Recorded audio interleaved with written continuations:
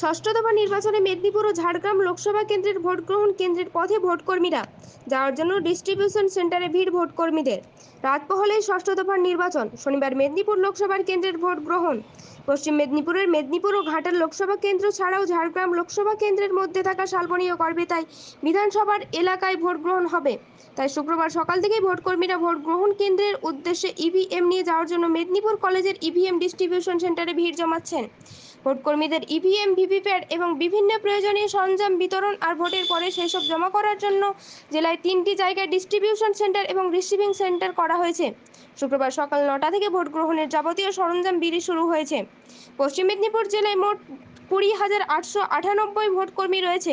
EVM থেকে 5,407টি। প্রতি বুথে নিরাপত্তার জন্য কেন্দ্রীয় বাহিনী মোতায়েন থাকবে। পশ্চিম মেদিনীপুর জেলায় মোট 218 কোম্পানি কেন্দ্রীয় বাহিনী এসেছে। এছাড়াও বুথের বাইরে পুলিশ থাকবে।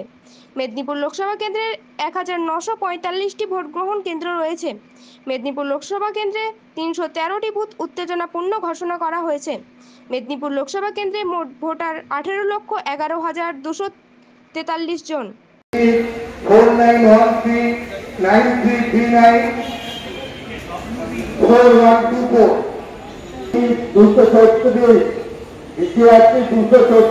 যাবে মোটরসাইকেল গুলি এখন পর্যন্ত